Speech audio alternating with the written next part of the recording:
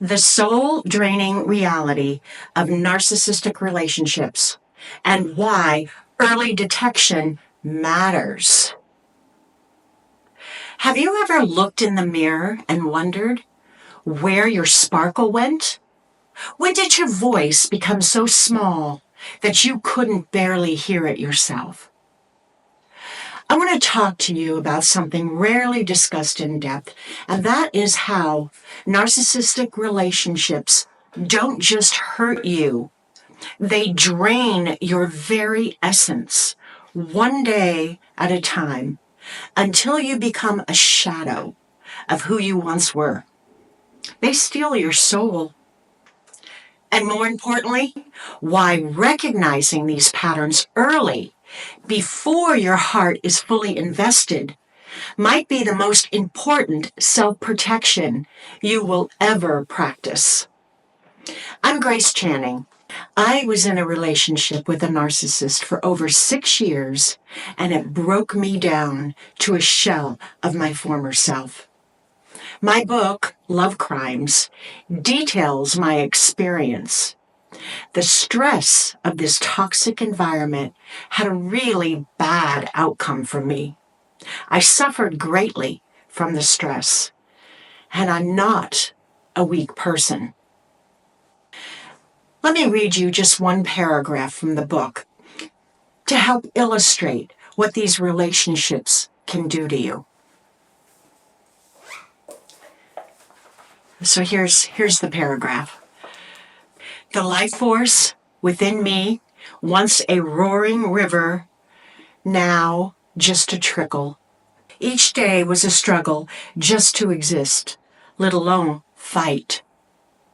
The medical treatments meant to heal felt like a drop in an ocean of exhaustion. It would take nearly a year for my body to shake off this cruel invasion. Recovery seemed like a distant shore, barely visible through the dense fog of fatigue and despair that enveloped me. Relationships with narcissists don't typically begin with obvious abuse. Instead, they start with an intoxicating connection, one that feels almost too perfect. But beneath that perfect surface, something more sinister is happening. The slow draining of your spirit. Think of your soul, your authentic self, as a vibrant, colorful garden you've tended to all your life. Your joy, your passions, your sense of purpose, your connection to others. These are the beautiful, unique flowers that you have cultivated. When a narcissist enters your life, they don't immediately destroy the garden. First, they admire it, they compliment it, and they seem fascinated by every bloom. But then, so gradually you barely notice, they begin to cast a shadow.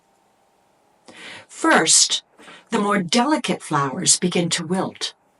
Your spontaneous joy, your casual friendships, the little pleasures that once made your days brighter. Do you really need to spend time on that hobby? Your friend over there seems like she's using you. You know that laugh of yours? It's a bit much, don't you think? Small comments, tiny criticisms, nothing dramatic enough to set off alarm bells, just enough to make you second-guess yourself.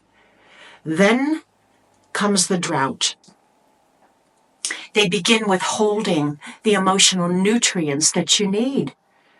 Affection becomes conditional. Approval becomes scarce. Validation only comes when you're contorting yourself to meet their impossible standards. Your once vibrant garden begins to show patches of barren soil. Now, if you are in a toxic relationship, let me ask you something. When was the last time you truly felt carefree? When did you last make a decision without calculating its emotional cost? When did you last feel fully secure, fully safe, fully at peace in your relationship? Life with a narcissist creates a state of constant emotional taxation. Every interaction requires calculation. Every need must be carefully presented. Every emotion must be managed. The toll this takes isn't just emotional, it's physical, and it's spiritual, and it's neurological. Your brain's stress response system becomes chronically activated, flooding your body with cortisol and adrenaline. Your nervous system exists in a state of hypervigilance, constantly scanning for threats. Your energy reserves are depleted by the cognitive dissonance of reconciling loving words with harmful actions. Your intuition becomes muted as you repeatedly are told not to trust your own perceptions. Your boundaries erode as you're conditioned to prioritize their needs over your most basic requirements. This isn't just a tough patch or a relationship struggle. This is a fundamental disruption of your connection to yourself. This is soul theft. For those who have spent years in these relationships, the aftermath can be profound. A persistent feeling of hollowness as something essential has been carved out of you.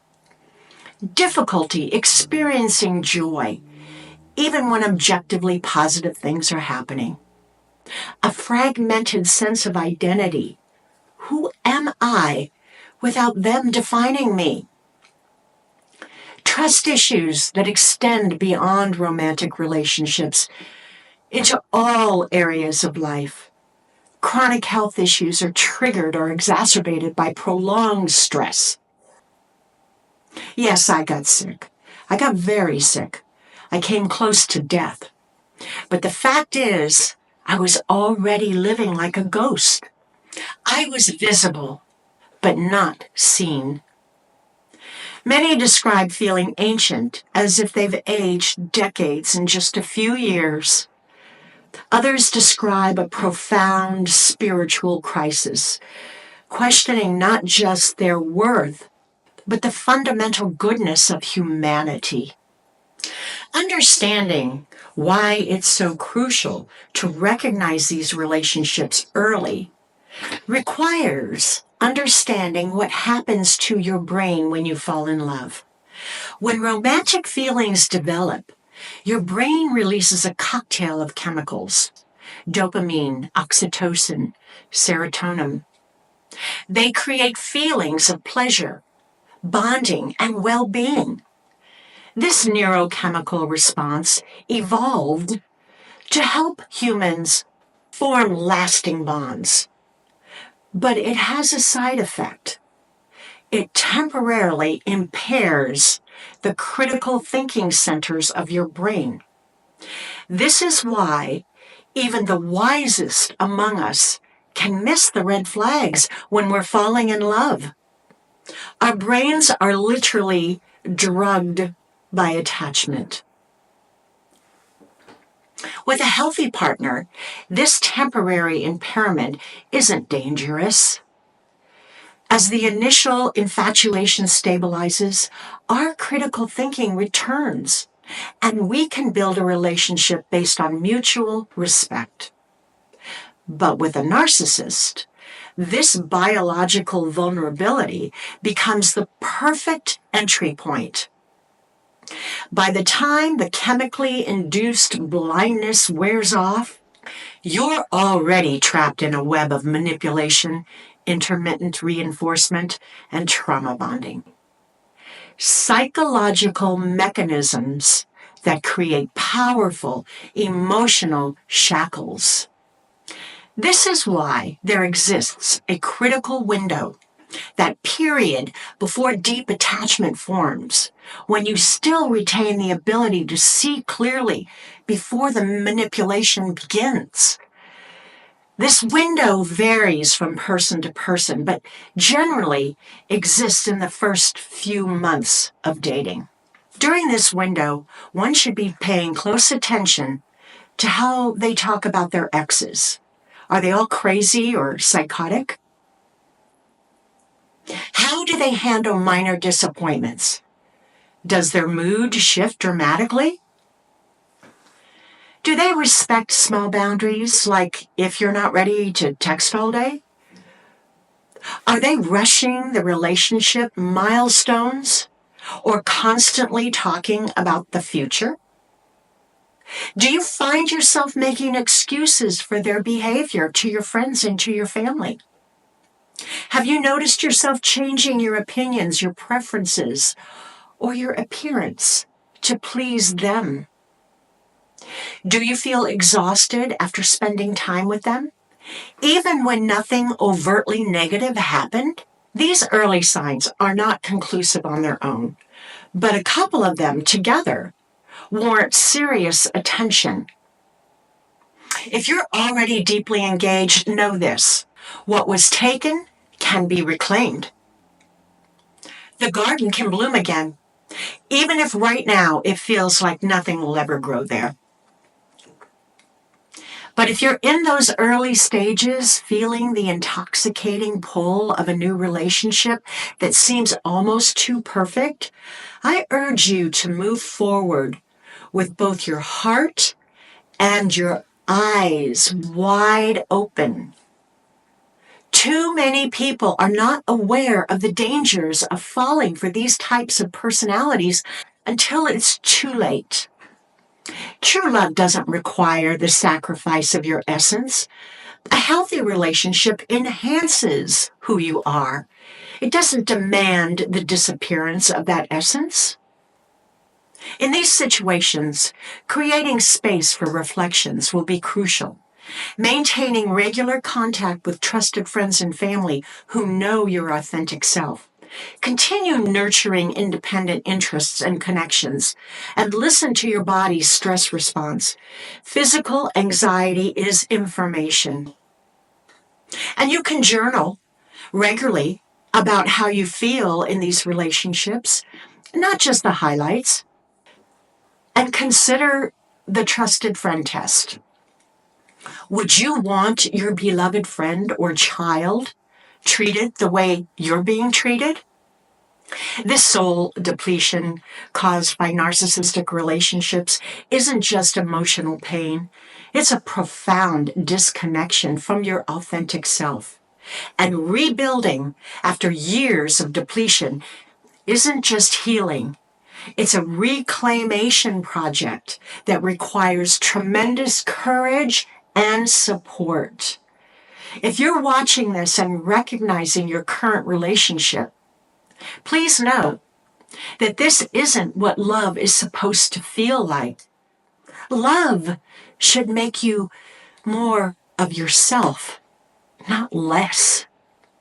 It should add to your life, not subtract from it.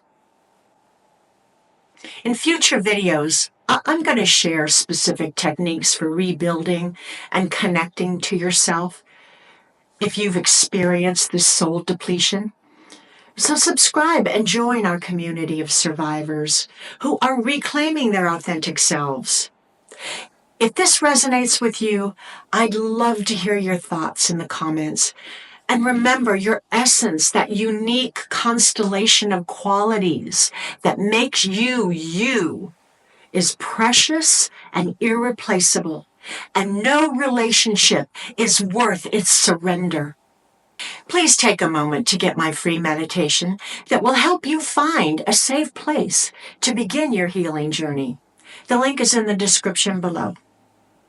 Take care of your beautiful soul. Until next time, let's keep our gardens healthy and free from toxic erosion.